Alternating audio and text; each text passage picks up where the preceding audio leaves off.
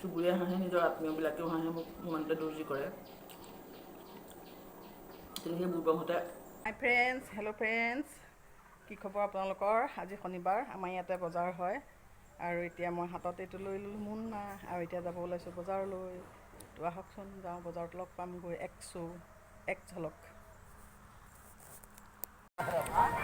মই আহিলোঁ এয়া বজাৰলৈ। শাক পাচলি কি কি ল'ব? আলু, পিঁয়াজ, তিয়ঁহ, বজাৰত ভেৰাইটিজ চব্জি। বিলাহী কেনেকৈ? 20 টকা। প্ৰথমতে বজাৰখনৰ হাল চাল বুজি ল'ব লাগিব, তাৰপিছতেহে বস্তু ক্ৰয় কৰিব লাগিব, নহয় জানো? চবতে বেলেগ বেলেগ দাম হৈ যায়। তো আহক বজাৰটো কৰি লওঁ। তিয়ঁহ কেজি 20, বিলাহী গৈ 20 টকাত ল'লোগৈ। তো হেল্ল' ফ্ৰেণ্ডছ, বজাৰ কৰি হৈ গ'ল, এতিয়া ঘৰমুৱা হৈছোঁ। তো ব'লক কি কিনো বজাৰ কৰিলোঁ ঘৰত দেখুৱাই দিমগৈ সকলো বস্তু। বহুত জুই চাই দাম। আলু আছিলে 25 টকা, এতিয়া আলু হৈ গ'লগৈ 30 টকা। পিঁয়াজ আছিলে 25 টকা, এতিয়া পিঁয়াজৰ দাম হ'লগৈ গৈ পেলাই 40 টকা, কিন্তু 35 টকা ত্ৰিছে সদায় আনি থকা দোকান। তাৰপিছতে তো ব'লক ঘৰত লগ পামগৈ। তো এতিয়া ফাইনেলি বজাৰ হাট কৰি আহি পাই গ'লোহি ঘৰ। তো আহকচোন বাৰু বজাৰটো উলিয়াই লওঁ, কি কি আনিলোঁ দেখুৱাওঁ আপোনালোকক। তো আনিলোঁ, এয়া দেখিছে মূলা আনিলোঁ দুমুঠি, মূলা শাক। তাৰপিছতে আনিলোঁ জিকা আনিলোঁ 1 কেজি, আনিলোঁ এটা অমিতা, এইটো অমিতাতে 20 টকা লৈছে, গম পাইছেনে? বস্তুৰ জুই চাই দাম হ'ল। ইলেকশ্যন হৈ গ'ল, ইলেকশ্যনৰ আগতে বস্তুৰ দাম কমাই দিছিল আৰু ইলেকশ্যন যোৱাৰ পিছত বস্তুৰ দাম বঢ়াই দিলে। খাই থাক আৰু এতিয়া কিমান খাওঁ। আনিলোঁ তিয়ঁহ, এয়া দেখিছে তিয়ঁহ আনিলোঁ 1 কেজি। তাৰপিছতে আৰু এটা জিকা থাকিয়ে গৈছিলে। তাৰপিছতে আনিলোঁ বিলাহী আনিলোঁ বিলাহী 30 টকা গৈছিলে, 20 টকাত এৰিলে লাষ্টত বাৰু। পিছলৈ চাগে আৰু দাম কমিব পাৰে, যিহেতুকে অকণ সোনকালে গ'লোঁ, দাম বেছি হ'ব হৈছে চাগে। 1 কেজি আনিলোঁ, গোটেইখিনি দেখুৱাই নাথাকোঁ। তাৰপিছতে আপোনাৰ আনিলোঁ আলু, পিঁয়াজ আৰু আছে ইয়াতে, চব আছে ইয়াতে, দালি, চাৰ্ফ, তাৰপিছতে আপোনাৰ উলিয়াই দিওঁচোন বাৰু, চেনি, এয়া আছে সকলো। তো ফাইনেলি মোৰ আজি বজাৰ এইখিনিয়ে আছিলে। তো আৰু ফ্ৰেণ্ডছ, বজাৰৰ পৰাতো আহি পালোঁ, আহি পাই এতিয়া ভাত বনাই ল'লোঁ। গা একেবাৰে বেয়া, ভাল নহয়, সেয়ে মোৰ কাঁহীখনত আজি দাইল ল'লোঁ, কুন্দুলি দি পেলাই ল'লোঁ দাইল। তাৰপিছতে ল'লোঁ মূলা শাকৰ ভাজি আৰু দুটামান কণ বিলাহী পিটিকা লৈছোঁ। টেঙা অকণ খালে জানোচা ভাল হয়, সেয়েহে বাৰীতে ওলাইছিলে আৰু দুটামান কণ বিলাহী, এনেধৰণে পিটিকা কৰি ল'লোঁ।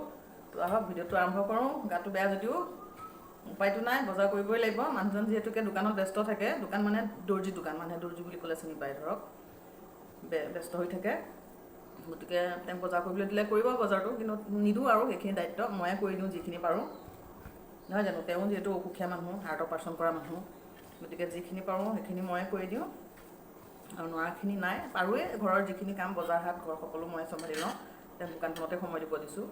তো এনেকৈ ভাতকেইটা বনাই ল'লোঁ আৰু মাছ বজাৰৰ ফালে নগ'লোৱে, যিহেতু গা বেয়া, খাবলৈ মন নাই মাছ মাংস, আৰু মই যদি অকণ খোৱাত হেমাহি হৈ যায়, ঘৰখনত খোৱা মানুহ নোহোৱা হৈ যায়, এলা এথনি হয়, পেলাবলগীয়া হয়, গতিকে মই সেইকাৰণে গুৰুত্ব নিদিলোঁ।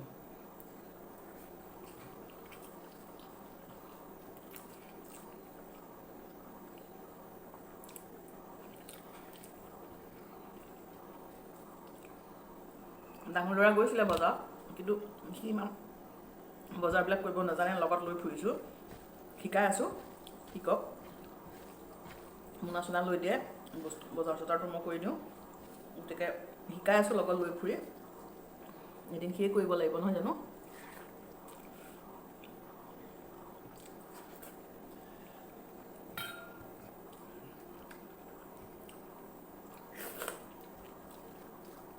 গা বেয়া থাকিলে যেনেকৈ মন যায় তেনেকেই খাব লাগে। 1 কেজি চাউল ভাত খোৱা মানুহজনে এতিয়া এপোৱা চাউল ভাত খাইছোঁ, এপোৱা মানুহ নহ'ব চাগে, এপোৱা চাউলৰ ভাতো নহয়।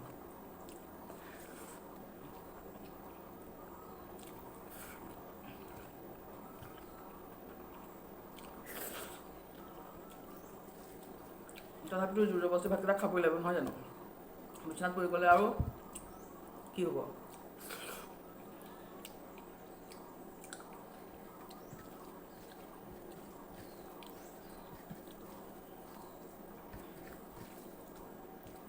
পেজটো ফ'ল' কৰি দিব।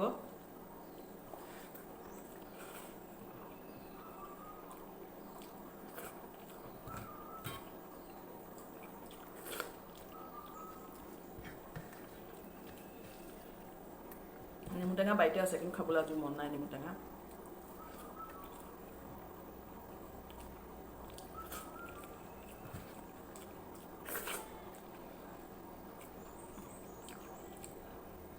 কুন্দুলি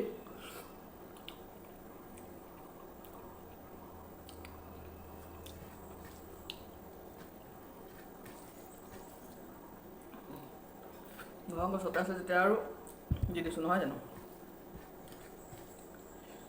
মোৰ মানুহজনক আকৌ দৰ্জী বুলি হাঁহে দেই চবেই, মোক বহুতেই ইনচাল্ট কৰে। আপোনালোকে আকৌ নক'ব, নাহাঁহিব।